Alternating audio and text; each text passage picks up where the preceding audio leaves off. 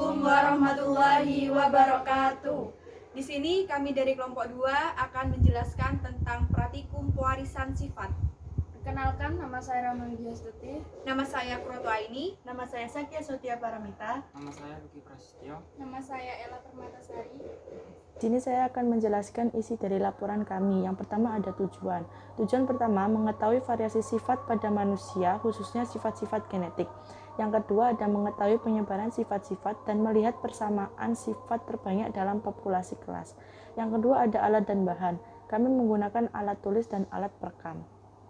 Prosedur kerjanya adalah mengamati anggota keluarga dari bapak, ibu, kakak, dan adik terkait pada data tabel 1 pengamatan yang ada di data hasil pengamatan. Dasar teori. Hukum pewarisan Mendel adalah hukum mengenai pewarisan sifat pada organisme yang dijabarkan oleh Gregor Johann Mendel dalam karyanya Percobaan mengenai persilangan tanaman. Hukum ini terdiri dari dua bagian.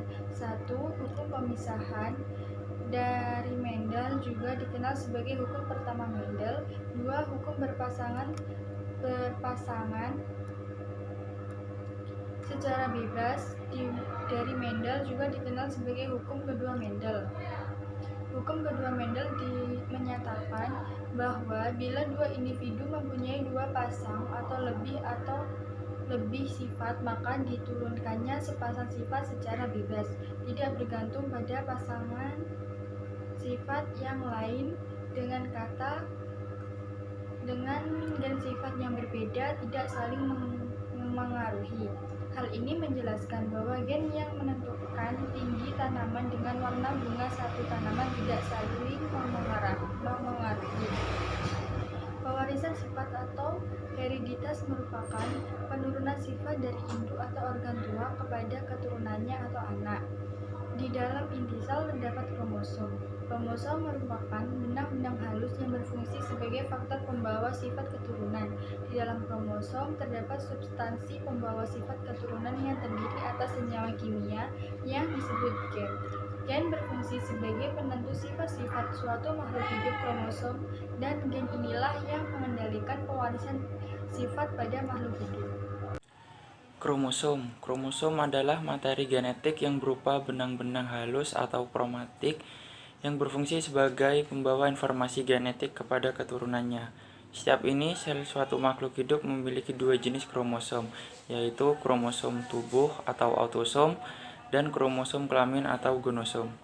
Kromosom tubuh berfungsi untuk menentukan sifat-sifat tubuh suatu organisme. Kromosom tubuh dilambangkan dengan A yang berasal dari kata autosom yang terdiri dari 22 pasang atau berjumlah 44 buah. Autosom terletak pada sel tubuh dan berpasangan sehingga disebut kromosom diploid atau ditulis dengan 2N. Selanjutnya kromosom kelamin. Kromosom kelamin atau gonosom berfungsi untuk menentukan jenis kelamin suatu organisme. Gonosom berjumlah satu pasang atau 2 buah. Gonosom pada laki-laki dilambangkan dengan XY dan pada perempuan dilambangkan dengan XX. Gonosom terletak pada sel kelamin dan tidak berpasangan sehingga disebut kromosom haploid atau ditulis dengan N. Gen. Komposisi dan susunan gen-gen di dalam tubuh makhluk hidup disebut genotip. Genotip setiap makhluk hidup berbeda-beda yang dapat menentukan sifat-sifat suatu makhluk hidup. Pada dasarnya, genotip adalah sifat pada makhluk hidup yang tidak bisa dilihat. Genotip inilah yang nantinya akan dimunculkan sifat fenotip. Fenotip adalah sifat pada makhluk hidup yang dapat terlihat.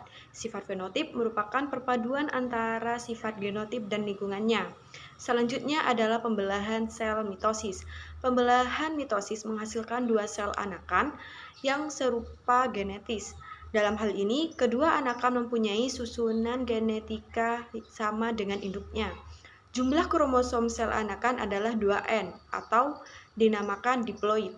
Sel diploid adalah sel-sel yang kromosomnya berpasangan atau 2N. Yang pertama, fase interfase. Pada interfase, terjadi persiapan dan penimbunan energi oleh sel untuk melakukan pembelahan dalam waktu yang sangat lama. Selama interfase, inti sel atau nukleus dan anak inti sel atau nukleolus tampak terlihat jelas. Tahap interfase itu dibagi menjadi 3, yaitu yang pertama tahap gap pertama, yang kedua fase sintesis, dan yang ketiga fase gap yang kedua. Yang kedua, fase profase. Pada tahap profase, terjadi perubahan pada nukleus dan sitoplasma. Di dalam nukleus, benang-benang kromatin menebal dan membentuk kromosom. Tiap lengan kromosom berganda membentuk 2 kromatid atau kromatid kembar yang terikat pada sentromer. Selama profase, nukleolus dan membran nukleus menghilang. Mendekati akhir profase, terbentuklah spindle atau gelondong pembelahan yang terdiri atas mikrotubula dan protein. Kemudian fase metafase. Masing-masing kinektor pada sentromer dihubungkan ke satu sentrosom dan benang-benang spindle. Kemudian pasangan kromatid bergerak ke bagian tengah inti sel atau bidang ekuator dan membentuk lempeng metafase. Sekian dari kelompok kami. Wassalamualaikum warahmatullahi wabarakatuh.